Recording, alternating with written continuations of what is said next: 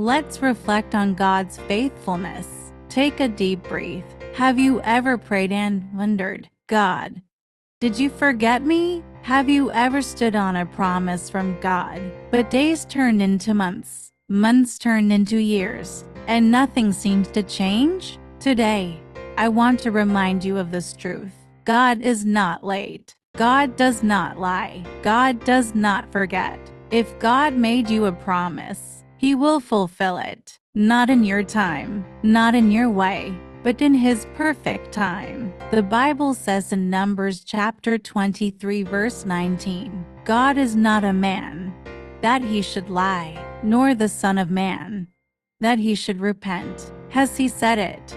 And will He not do it?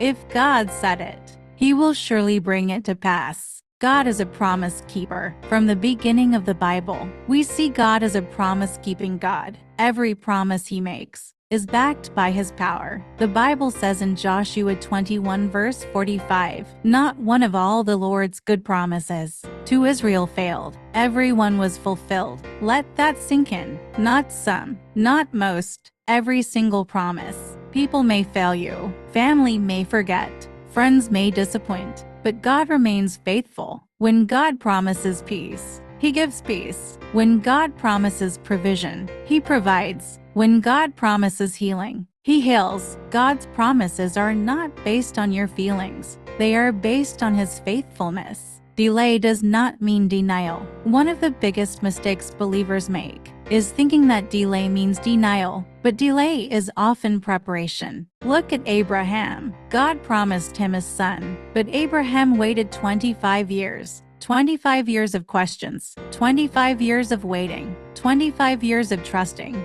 Yet when Isaac finally came, it was clear that only God could have done it. Hebrews 6 verse 15 says, after Abraham had patiently endured, he received the promise. God uses waiting seasons to build our faith, to mature our character, and to prepare us for what is coming. If God fulfilled the promise immediately, you might not be ready to carry it. So if you are waiting today, don't give up. God is still working behind the scenes. God fulfills His promises in impossible situations. God specializes in the impossible. Sarah was barren, yet God gave her a child. Joseph was imprisoned, yet God made him a ruler. David was overlooked, yet God made him king. The Bible says in Luke 1 verse 37, for with God, nothing shall be impossible. God does not need perfect conditions to fulfill His promises. He only needs your trust. Even when everything around you says it won't work, God's word still stands. Your situation may look dead, but God is the God who gives life. Hold on to God's word. When life gets hard, what you hold on to matters. Don't hold on to fear. Don't hold on to doubt.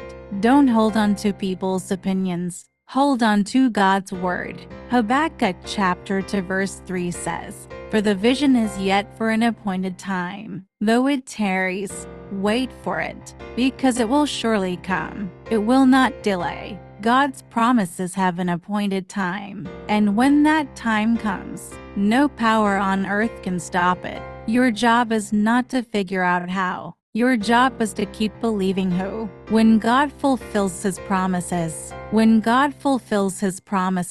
He does it in a way that brings Him glory. People will look at your life and say, this had to be God. Your testimony will encourage others. Your breakthrough will strengthen someone else's faith.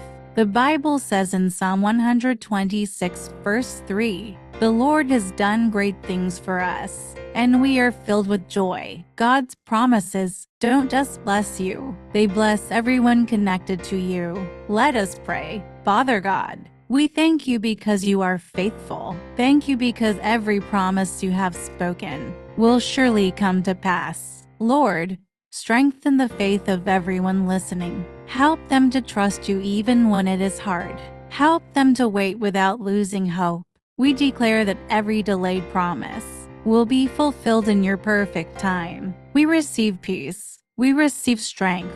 We receive faith. In Jesus' name, Amen.